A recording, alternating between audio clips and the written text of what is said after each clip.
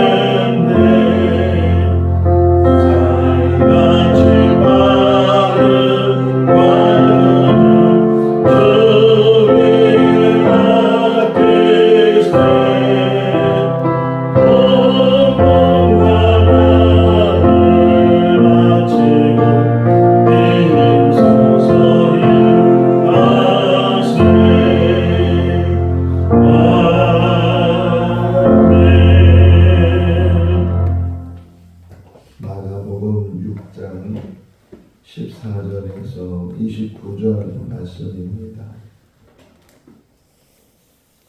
마가복음 6장 14절에서 29절 말씀. 이에 예수의 이름이 드러난지라 헤롯 왕이 듣고 이르되 이는 세례 요한이 죽은 자 가운데서 살아났도다. 그러므로 이런 능력이 그 속에서 일어나느니라 하고 어떤 이는 그가 엘리야라고 또 어떤 이는 그가 선지자니 옛 선지자 중에 하나와 같다 하되 헤롯은 듣고 이르되 내가 묵된 요한 그가 살아났다 하더라. 전에 헤롯이 자기가 동생 빌립의 아내 헤로디아에게 장가든 이 여자를 위하여 사람을 보내어 요한을 잡아 옥에 가두었으니 이는 요한이 헤롯에게 말하되 동생의 아내를 취하는 것이 옳지 않다 하였습니다. 헤로디아가 요한을 원수로 여겨 죽이고자 하였으되 하지 못한 것은 헤롯이 요한을 의롭고 거룩한 사람으로 알고 두려워하여 보호하며 또 그의 말을 들을 때에 크게 번민을 하면서도 달갑게 들음이러라. 마침 기회가 좋은 날이 왔으니 곧 헤롯이 자기 생일에 대신들과 전부장들과 갈릴리의 기인들로 더불어 잔치할세. 헤로디아의 딸이 친히 들어와 춤을 추어 헤롯과 그와 함께 앉은 자들을 기쁘게 한지라. 왕이 그 소녀에게 이르되 무엇이든지 내가 원하는 것을 내게 구하라 내가 주리라 하고 또 맹세하기를 무엇이든지 네가 내게 구하면 내 나라의 절반까지라도 주리라 하거늘 그가 나가서 그 어머니에게 말하되 내가 무엇을 구하리이까. 그 어머니가 이르되 세례 요한의 머리를 구하라 하니 그가 곧 왕에게 급히 들어가 구하여 이르되 세례 요한의 머리를 손안에 얹어 곧 내게 주기를 원하옵나이다 하니 왕이 심히 근심하나 자기가 맹세한 것과 그 앉은 자들로 인하여 그를 거절할 수 없는지라. 왕이 곧 시병 하나를 보내어 요한의 머리를 가져오라 명하니 그 사람이 나가 옥에서 요한을 못 빼어 그 머리를 소반에 얹어다가 소녀에게 주니 소녀가 이것을 그 어머니에게 주니라. 요한의 제자들이 듣고 와서 시체를 가져다가 장사하니라. 아멘. 아멘. 할렐루야. 아멘. 사람이 태어나서 또 세상을 떠나게 되는데 혹이나 같은 날 태어나서 같은 날 세상을 떠나는 사람이 몇 명이 있을까요? 있긴 있을 텐데 그 많지는 않지 않나 생각이 돼요. 쌍둥이로 태어난다 해도 또 그 쌍둥이가 세상을 떠날 때 같이 떠나 있는 것은 드문 일이고, 둘 중에 하나는 더 오래 살기도 하고 또 둘 중에 하나는 더 오래 살지 못하는, 그게 인생이다. 가끔 공원묘지에 가서 묘비를 보면 그 묘비에 출생과 사망 연도가 써 있는데, 어떤 사람은 아주 장수로 살다가 세상을 떠나기도 하고, 또 어떤 그 묘비는 어린아이 때, 갓난아이 때 세상을 떠나기도 하고, 이렇게 사람이 이 땅에 태어나서 자기 인생을 살고 또 자기 인생을 마치게 되는데, 한 번 사는 그 인생이거든요. 그러니까 얼마나 오래 살았는가, 뭐 이것도 어떤 면에서는 개인적으로 중요할지 모르지만, 얼마나 오래 살았는가 보다는 어떻게 살았는가, 이 땅에 산 날 동안 무엇을 하며 살았는가, 이것이 더 중요하지 않겠나 생각이 돼요. 창세기 5장을 보면 아담의 족보가 나오죠. 10명이 나와요. 10명. 아담부터 노아까지 10명이 나오는데, 그 10명 중에 에녹이 있고 또 에녹의 아들 무두셀라가 있는데, 이 두 사람을 좀 비교해 보면 그 10명 중에 제일 짧은 인생을 사는 사람이 에녹이고, 또 가장 긴 인생을 산 사람이 무두셀라인데, 그 무두셀라는 969세까지 살았다. 그거 외에는 없어요. 그러니까 노아 홍수 전에 그가 세상을 떠나거든요. 홍수가 나기 전에 바로 세상을 떠나는데, 그냥 오래 살았다는 것, 그거 하나만, 그냥 무두셀라 이름을 외우는 거는 이 세상에서 가장 오래 사는 사람이 누구냐, 이거 하나 외우기 위해서 무두셀라. 근데 그 아버지 에녹은 365세를 살았는데, 뭐 다른 사람들은 700년을 살고 800년을 살고, 뭐 아담도 900년 이렇게 이상을 살았는데, 에녹은 거기에 비하면 3분의 1 정도의 삶을 살았는데, 근데 중요한 것은 에녹은 이 땅에 산 날 동안에 하나님과 동행했다.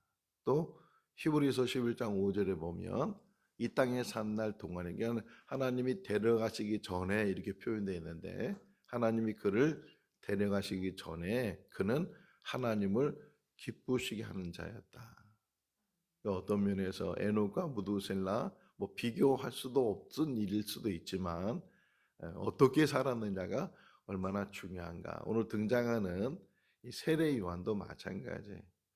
누가복음에 보게 되면 예수님의 탄생 이야기 전에 이 세례 요한의 출생 이야기가 나오죠.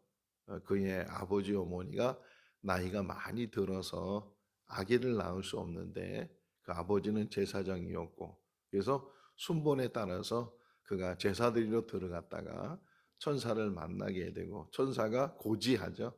아들을 낳을 거다. 이름을 요한이라고 해라. 아우, 저는 나이도 많고 내 아내도 나이가 많은데, 이렇게 좀 불신하는 말을 하니까 그 아이를 낳을 때까지는 네가 말을 못할 거다. 그래서 정말 아이를 낳을 때까지 말을 못하게 되고, 그 낳은 아기가 요한이. 그 당시에 그 제사장은 세습되는 거예요.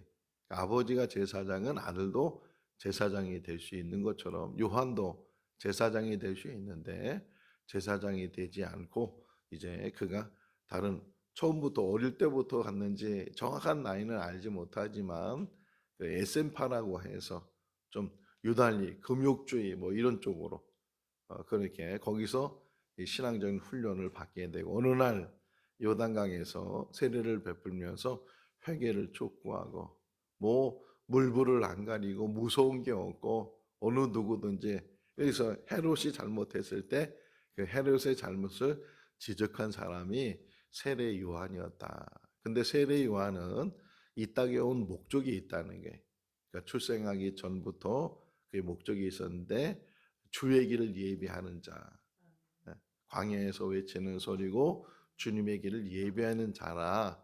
이렇게 말라기에서도 이제 먼저 예언돼 있고, 그러니까 예언돼 있는 그러한 모습으로 그가 와서 자신의 주어진 사명을 감당해야 됐다.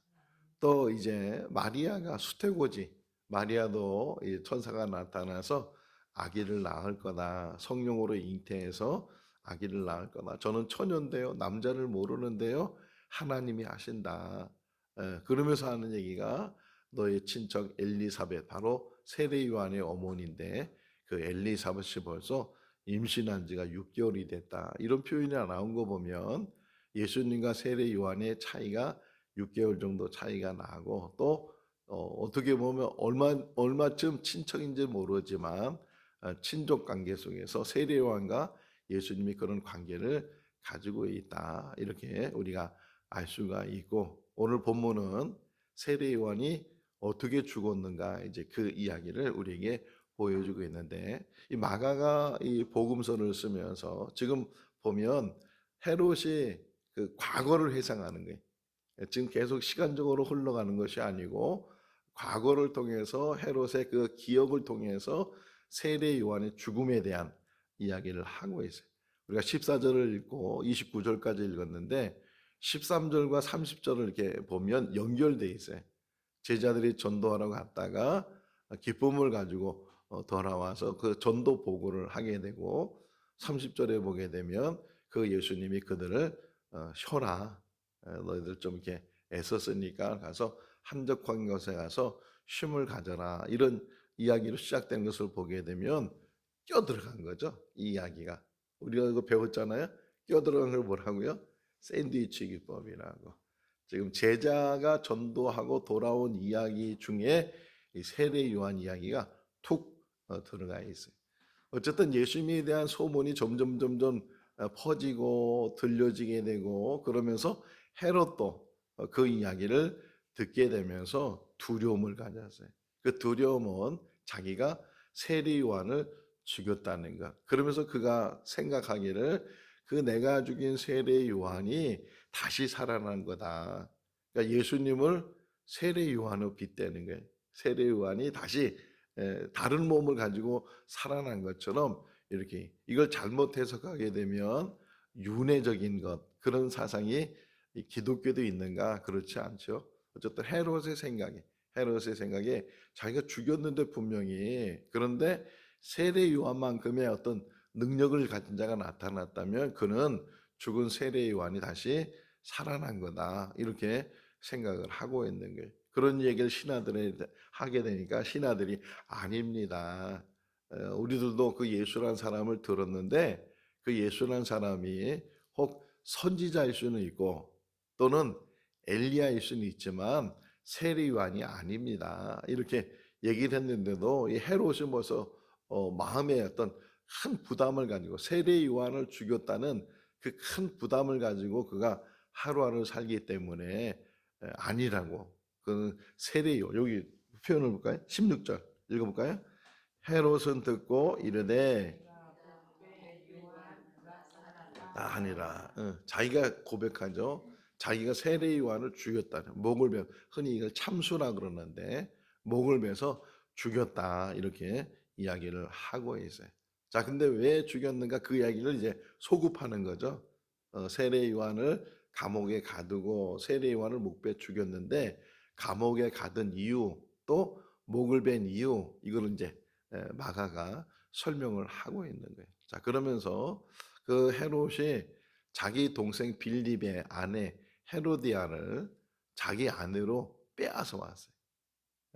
그러니까 뭐예요? 제수 씨죠? 제수 씨를 자기 부인으로 빼앗아 오게 되고, 이 헤로디아도 역시 이 어떻게 보면은 강제적으로 그 헤롯에게 간 게 아니고, 어떤 면에서는 이 여인의 처신하는 것, 이런 것들이 좀 불순하기도 하고 불륜 뭐 이런 쪽으로 보게 되면 헤로디아가 이제 그렇게 헤롯으로 가게 됐을 때 세례 요한이 막 야단을 치잖아요. 그러면 안 되고 이거는 도리가 아니고 사람의 도리가 어떻게 자기 동생 아내로 자기 아내로 맞이할 수 있겠느냐 막 이렇게 소리 지르면서 야단을 치고 막 그러니까 또 그러는 가운데 헤로디아에 의해서 어떻게 보면 헤롯이 세례 요한을 감옥에 갇힌 것처럼 보이지만 이 뒷부분에 보게 되면 이 19절 말씀이 19절 읽어볼까요? 헤로디아가 요한을 스스로 여겨 죽이고자 하였으되 하지 못하였다. 헤로디아의 마음은 세례 요한을 죽이고 싶은 거예요. 그러니까 이 세례 요한이 감옥에 갇힌 것도 어떤 면에서는 헤로디아가 계속 헤롯에게 이렇게 압박을 하기도 하고 계속 얘기를 하니까 귀찮기도 하고 그러니까 그 뭐 들어줘도 될 것 같기도 하고 그런데 감옥에 가뒀지만 그러나 그 이상은 안 했다는 거예요. 이 헤롯이 두려움을 가지고 이 표현을 좀 보면 20절 말씀에 보면 헤롯이 세례 요한에 대해서 의롭게 여겼다. 그는 의로운 사람이고 거룩한 사람이라 이렇게 생각을 하게 되고 또 세례 요한이 막 자기를 비난하고 막 책망하고 그랬는데 그게 듣기는 이 참 거슬리는 말이지만 그럼에도 불구하고 20절 끝부분에 보게 되면 어떤 때는 그 말을 맞게 여겼다, 달갑게 여겼다 이렇게 표현하되 맞게 여기고 있었다. 그러니까 헤로디아는 세례를 죽이고 싶은데도 불구하고 헤롯이 어쨌든 감옥에 가둬놨지만 세례 요한을 좀 보호하려고 하는 그런 마음이 헤롯에게 조금 요마침이라도 있었다. 그런 상황에서 요즘 표현을 좀 보시면 어떤 표현이냐면 21절 뭐라고 시작해요? 예? 마침 뭐가 있다고요? 이거 누구한테 주는 기회예요? 누가 이게 이런 기회를 가진 거예요? 헤로디아가 가진 거죠, 헤로디아가. 지금 성경이 지금 이 이야기를 쭉 풀어가고 있는데 어떤 면에서는 어떤 그 기회나 이런 것들이 어떤 좋은 일로, 선한 일로 이렇게 무슨 기회가 주어지고 이 모든 문제가 해결되고 마침 기회가 돼서 세례 요한이 풀려나게 되다. 뭐 이렇게 좀 전개가 되면 좋은데 지금 이 마가가 이 이야기를 써면서 마침 기회가 생겼는데 이게 누구한테 기회냐면 헤로디한테 기회가 생겼다. 지금도 마찬가지. 지금도 우리가 살아가면서 우리가 늘 생각하는 것은 선이 악을 이겨야 되고 정의가 구현이 돼야 되고 공의가 세워져야 되고 그런 마음을 늘 가지고 있잖아요. 우리나라 오늘 이제 정말 큰 어떤 재판이 하나 이제 결정이 나는데 지금 양쪽이 갈려져 가지고서 한쪽은 무죄라고 한쪽은 유죄라고 그런 상황인데 참 걱정되는 거는 우리나라의 그 나라를 세울 때 상권 분립을 해놨어요. 입법, 행정, 사법. 그래서 이게 분리해서 독립적으로 이 나라를 세워나가는. 그래서 매 마지막을 사법이라 그래요. 보루. 마지막 보루가 사법이다. 이게 재판하는 거 이런 건데 이게 공의로워야 되고 정의로워야 되고 모든 사람이 말하잖아요. 법 앞에는 평등해야 된다. 이렇게 이야기를 하는데도 불구하고 현실은 그렇지 못하다는 게 재판관이 어떤 이데올로기를 가지고 있느냐, 어떤 사상을 가지고 있느냐, 그 사람이 보수냐, 진보냐, 여기서도 사법부가 그렇게 갈려지게 되고, 그렇게 표현되게 되고, 그런 것들을 보면서 이거는 보수 진보의 문제가 아니고, 정말 법 앞에 모든 사람이 평등하니까 제대로 된 법을 집행하고, 이제 그런 법원을 보여야 되는데, 그렇지 못하는 부분들이 참 우리 국민들, 우리나라에 여러 가지 걱정이 되기도 하고 그런 모습들을 우리가 보게 돼. 무죄가 되든 유죄가 되든 어떤 면에서 어쨌든 오늘 결정이 나는데 지금 여기 다시 말씀으로 돌아가 보게 되면 마치 기회가 생긴 거는 세례 요한에게 기회가 생긴 것이 아니고 헤로디아에게 기회가 생겼다. 오히려 세례 요한은 이 기회 때문에 이제 죽음을 당하게 되는 그러한 일이 생기게 되는 거예요. 자, 헤롯이 자기 생일이 되니까 잔치를 베풀게 되고 흥이 막 돋궈지게 되니까 무희들이 춤을 추게 되는데 헤로디아의 딸이 살로메라고 해서 여기는 이름이 안 나오지만 살로메라는 딸이 있는데 그 딸이 춤을 추게 됐다. 어느 주석가는 이렇게 춤을 출 수 있을까라고 얘기하기도 해요. 왜냐하면 그 춤추는 무희들은 대부분 좀 이렇게 뭐랄까 우리가 영화 같은 데 보면 19 뭐 이렇게 써 있는 게 있잖아요. 15, 12 뭐 이렇게 써 있는 것처럼 그 당시에 춤추는 무희들은 남자들을 즐겁게 하는 거죠. 남자를 즐겁게 하고 좀 외설적이고 이런 춤을 춰가면서 이제 사람들을 그 취중에 그냥 더 자극시키는 그런 무희들 춤을 그냥 반나체가 되는 그런 옷을 입거나 그래가지고서 춤을 추는데 어떤 면에서 살로메 같은 경우는 뭐 신분적으로 보면 공주잖아요, 공주.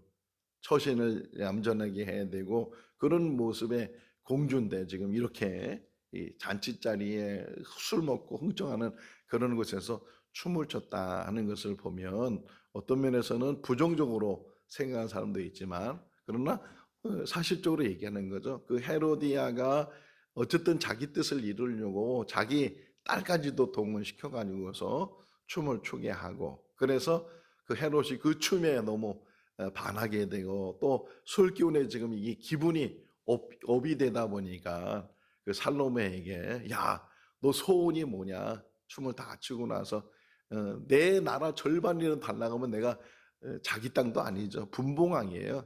로마의 식민지에 있었고 로마에 의해서 황제에 의해서 그냥 그 자리에 앉아 있는 정도인데 내가 이 땅의 절반이라도 내가 줄 수 있는 권한이 있어 권력이 있어 이런 과시하고 자기를 항상 여기서 하나 배울 수 있는 게 뭐냐면 자기를 과신하고 자기를 자랑하다 보면 그것이 걸림돌이 돼 항상 우리가 늘 그 부분에 조심하지 않으면 그 넘어지게 된다. 이 헤롯이 지금 그렇게 자기를 과시하고 자기 말이 막 뭐 말 한마디만 하면 모든 것이 다 되는 것처럼.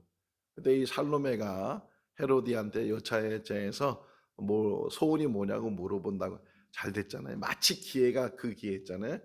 뭐 서슴치 않고 헤로디아가 세례 요한의 목을 달라 그래라. 그래서 살로메가 헤롯에게 그 얘기를 하죠. 세례 요한의 목을 베서 나한테 달라고. 여기 보면 26절 읽어볼까요? 왕이 심히 근심하나 자기가 맹세한 것과 그 앉은 자들로 인하여 그를 거절할 수 없느니라.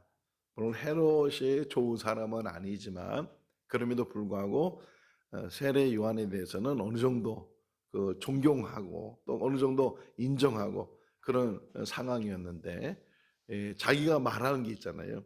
맹세하고 말하기도 하고 그것도 여러 사람 앞에서 말을 했으니까 잘못하면 자기 처신이나 자기 위신이나 이런 것들이 또 사람들로부터 조롱거리가 될 수도 있고 하게 되니까 어쩔 수 없이 헤롯이 사람을 시켜서 옥에 갇혀 있는 세례 요한의 목을 베라.